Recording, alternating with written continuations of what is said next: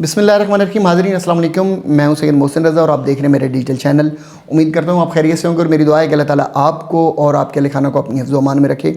आज की वीडियो में स्पेशली हम नेपाल पर बात करना चाह रहे हैं, नेपाल के हालात पर, और इसमें 3 क्वेश्चन जो है वो बड़े इंपॉर्टेंट हैं। सबसे पहले तो ये है कि इसके पीछे हिस्ट्री क्या है, नेपाल में जो एहतजाज हुए हैं ये क्यों हुए और किस तरह ये सारा एक एहतजाजी माहौल बन गया वहाँ पर। दूसरा ये है कि इस वक्त करंट नेपाल की सूरत हाल क्या है और जो रूमर्स फैलाए जा रहे हैं उनमें कहाँ तक सच्चाई है और क्या ये वाकई नेपाल के प्राइम मिनिस्टर की जो मौजूदा कंडीशंस बताई जा रही हैं, जो मामलात को आग लगाई जा रही हैं, या जो भी उसकी करंट सिचुएशन है उस पर बात करेंगे। तीसरी सबसे इम्पोर्टेंट बात है वो ये है कि नेपाल के इन हालात का अपने करीबी ममालिक पर क्या कोई असर पड़ सकता है, तो ये बहुत अहम है। आज की वीडियो में मैं ज़्यादा टाइम में इसी पर बात करूँगा, लेकिन इससे पहले मैं ये ज़रूर वाज़े कर दूं कि ये नेपाल में जो सिचुएशन बनी ये क्यों बनी, और इसी क्यों के पीछे ये जवाब भी मेरा छुपा है कि क्या इसके असरात बाकी ममालिक पर पड़ सकते हैं। यस, एब्सोल्युटली पड़ सकते हैं। किस तरह पड़ सकते हैं और ख़ासकर पाकिस्तान के ऊपर किस तरह पड़ सकते हैं, तो आप इसमें सिमिलरिटीज़ देखिएगा। क्या सिमिलरिटीज़ हैं, किस तरह ये हालात मिलते जुलते हैं और क्यों पाकिस्तान के अंदर भी ये चीज़ हो सकती है, और अगर ये नहीं होगी तो उसकी नहीं की वजह क्या है या इसको रोका कैसे जा सकता है। एनीवे, सबसे पहले चलते हैं नेपाल की इस कंडीशन के पीछे जो रीज़न है कि वो क्यों ये हालात बने उस पर बात करते हैं। 2 जनरेशन होती हैं, एक आजकल जिन्हें डिस्कस किया जा रहा है। आपको पता है कि नेपाल के अंदर भी जो एहतजाज हुआ उसका क्रेडिट या ब्लेम जो मर्जी कह लें ये दिया जा रहा है जनरेशन जी को, यानी जेन जी के नाम से एक कबीला, एक तबका, एक अवामी गिरोह, एक लश्कर, जैसे ये कहा जा रहा है कि ये जेन जी के लोग हैं जो एहतजाज कर रहे हैं। ये बेसिकली जेन जी क्या है, क्या ये नेपाल के अंदर मौजूद किसी कबीले या कौम का नाम है या जेन जी कुछ और है? नहीं, ऐसा नहीं है। 2 चीज़ें होती हैं, एक होती है जेन जी और एक को कहते हैं मिलेनियल। ये 2 जो हमारी यूथ है ना, ये यूथ के अंदर हमारी 2 जनरेशन है। ये एक इंटरनेशनली नेशनली एक समझ लीजिए कि टर्म बोली जाती है।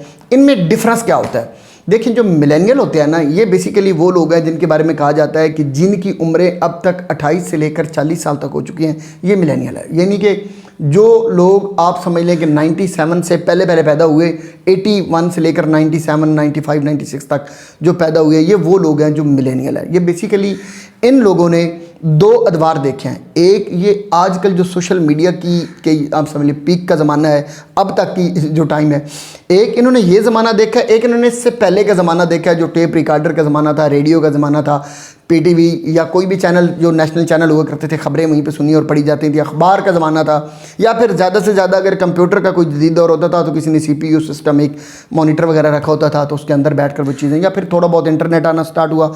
देहातों में तो वो बिल्कुल भी नहीं था। तो इन्होंने एक वो ज़माना देखा है जब खबर जो होती थी उसे पहुँचते एक टाइम लगता था, और उसके बाद ये बेसिकली स्लो जनरेशन है यूथ के अंदर, जिसे कहते हैं कि ये स्लो एक्टिंग जनरेशन है। इनके एक्शन भी स्लो होते हैं, ये चीज़ें भी बड़े तहम्मुल के साथ करते हैं कंपैरेटिवली, और इनके जो ख्वाब, इनके ड्रीम्स जो होते हैं वो भी बड़े मुतअम्मल मिजाज टाइप के होते हैं। ये आम तौर पे इनके बारे में ये कहा जाता है कि ये रोज़ी रोटी के चक्कर में अपने आप को मसरूफ़ रखते हैं, लेकिन ये चाहते हैं कि हमें चीज़ें मिलें, अपने कैरियर पर ये फोकस करते हैं, अपने कैरियर को बड़ा सीरियस लेकर चलते हैं। एनीवे, इनकी फिर आगे बड़ी एग्ज़ाम्स होती हैं, इनकी टाइप्स होती हैं। और दूसरी जो जनरेशन जिनके बारे में मैंने कहा जेन जी, और जिनको आजकल नेपाल के अंदर मीडिया में बहुत ज़्यादा डिस्कस किया जा रहा है, ये क्या है? ये बेसिकली वो जनरेशन है जो 97 के बाद पैदा हुई है। अब इनमें आप कह सकते हैं कि 28 तक इनकी इस वक्त एज हो चुकी है, यानी 15 से लेकर 28 साल की उम्र के जो लोग हैं ये जेन ज़ी है। इन लोगों ने वो ज़माना बिल्कुल नहीं देखा। इन्होंने लैपटॉप तो देखे हैं, लेकिन उन्होंने वो CPU का सिस्टम नहीं देखा। इन्होंने PTV और उसके एंटेने नहीं देखे हैं। इन्होंने किसी भी तरह इन्होंने रेडियो पर ख़बरें नहीं सुनी हैं, इन्होंने रेडियो के प्रोग्राम नहीं सुने हैं, इन्होंने टेलीविज़न पर इस तरह के जो गपशप वाले या जो तकरार होती थी या जो सियासी जो पॉलिटिकल सिनेरियो जो डिस्कस किया जाता था, कंट्रोल्ड मीडिया होता था, इन्होंने वो बिल्कुल भी नहीं देखा। ये हाइब्रिड जनरेशन है। इस हाइब्रिड जनरेशन ने हाइब्रिड चीज़ें देखी हैं, जल्द होने वाली चीज़ें देखी हैं, जल्द करने वाली चीज़ें देखी हैं, और इनके नेचर के अंदर भी ये चीज़ मौजूद है। ये हर चीज़ का ये फ़ौरन रिज़ल्ट चाहते हैं। ये वो लोग हैं जिनके अंदर कोई इस वक्त खौफ नहीं है, यानी खौफ इसलिए भी नहीं है कि जवानी है, डर नहीं है, खौफ नहीं है, और ये समझते हैं कि जो चीज़ हम चाहते हैं हमने वो करनी है, और ये करते हैं। क्योंकि इन्हें सोशल मीडिया ने डील किया, इन्हें टिकटॉक ने डील किया, इन्हें व्हाट्सएप ने डील किया, इन्हें फेसबुक ने डील किया, इन्हें ट्विटर ने डील किया, जितने भी सोशल मीडिया के हैं ये सारे इसके साथ लिंक्ड रहे हैं, और यही चीज़ इन्होंने देखी है, यहीं से उन्होंने सीखा। अब कंपैरेटिवली ये जो पिछली जनरेशन या उससे पिछली जनरेशन, ये उससे ज़्यादा नॉलेज में भी ये बेहतर है। ये बेहतर इसलिए है कि इन्होंने जो चीज़ें देखी ये उसी को इन्होंने अडॉप्ट किया, वहीं से लर्न करना शुरू कर दिया। जबकि मिलेनियल जो थे उन लोगों ने आहिस्ता आहिस्ता इन चीज़ों को अडॉप्ट किया, और अभी भी बहुत सारे लोग हैं जिन्हें ये चीज़ें यूज़ करना, ये सही तरह इस्तेमाल करना नहीं आती और उससे फ़ायदा उठाना नहीं आता। ये अभी भी उनमें ऐसे लोग मौजूद हैं। जबकि ये जनरेशन जो है इनके पास इंटरनेशनली सारी चीज़ों का नॉलेज है, ये लॉ को समझते हैं, ये अपने राइट्स को समझते हैं, इन्हें एहतजाज देखे हैं, करने आते हैं, ये कर सकते हैं, ये जज्बाती लोग हैं, ये जल्द रिजल्ट चाहते हैं, ये सारी चीज़ें एब्सोल्युटली जो इनमें शायद बहुत सारी चीज़ें ये बर्दाश्त नहीं कर सकते होंगे। लेकिन अल्टीमेटली अब इस वक्त जो सिचुएशन बन चुकी है वो ये बन चुकी है कि मिलेनियल और जी जेन जो होते हैं, ये जेन जी जो होते हैं, ये अब आपस में ज्वाइंट हो चुके हैं। किसी के बड़े भाई होंगे मिलेनियल में तो छोटा भाई जेन जी में होगा, बाप उधर होगा तो बेटा यहाँ पे होगा। तो अब ये सिचुएशन बन चुकी है कि ये आपस में एक दूसरे के साथ लिंक्ड हैं। जहाँ एक जनरेशन में कमी है वो दूसरी जनरेशन पूरी कर रही है। सिचुएशन इस वक्त ये बन चुकी है। इन बिल्कुल एग्जैक्टली जो नेपाल के अंदर हुआ वो भी यही हुआ कि होता ये है कि कुछ लोग जो हैं वो अपने राइट्स के लिए, वो एहतजाज के लिए निकलते हैं बाहर। जब वो बाहर निकलते हैं तो ये बेसिकली ये तादाद में बहुत कम होते हैं, लेकिन इनका इम्पैक्ट ज़्यादा आने लगता है। किस लिए ज़्यादा आने लगता है कि ये सोशल मीडिया को यूटिलाइज़ करते हैं। जब ये सोशल मीडिया को यूटिलाइज़ करते हैं तो वहाँ के जो इस वक्त वज़ीर आज़म है KM शर्मा ओली जिनका नाम है, वो क्या करते हैं कि वो फ़ौरन सोशल मीडिया और मीडिया पर पाबंदी लगा देते हैं।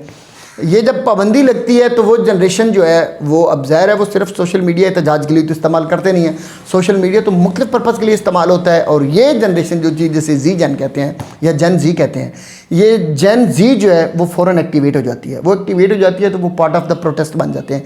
यानी जो थोड़े लोग पहले एहतजाज कर रहे थे ये उनके साथ मिल जाते हैं, और ये एहतजाज सोशल मीडिया से स्टार्ट होता है, और सोशल मीडिया बंद होने के बाद ये सीधा वहाँ से घरों से निकल कर ये सड़कों पर आ जाता है। सड़कों पर जैसे ही आता है तो यकीनन प्रेशर बढ़ता है हुकूमत पर, हुकूमत फ़ौरन पाबंदी उठा लेती है सोशल मीडिया से।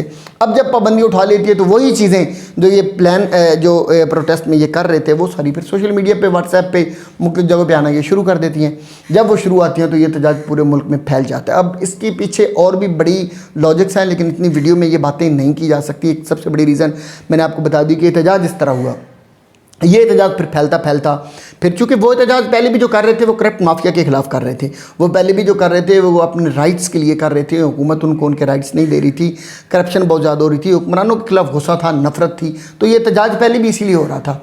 अब ये एहतजाज फिर जब एक ब्रॉड स्पेक्ट्रम प्रोटेस्ट बन गया तो फिर उस वक्त आम आवाम भी इसमें शामिल होगी। आम आवाम, यूथ, नए छोटे बड़े, फिर सारे। अब ये जेन जी का एहतजाज नहीं रहा बल्कि जेन जी प्लस मिलेनियल, और उसके बाद फिर सारी आवाम, फिर पॉलिटिकल पार्टीज़ भी, फिर इंटरप्शन हुई और ये सारा एहतजाज अब ये कंडीशन अख्तियार कर गया। अब एग्जैक्टली जो इस वक्त सूरत हाल है वो ये हो चुकी है कि वहाँ के जो प्रेसिडेंट हैं उनके बारे में ये प्राइम मिनिस्टर उनके बारे में कहा जा रहा है ये भाग चुके हैं।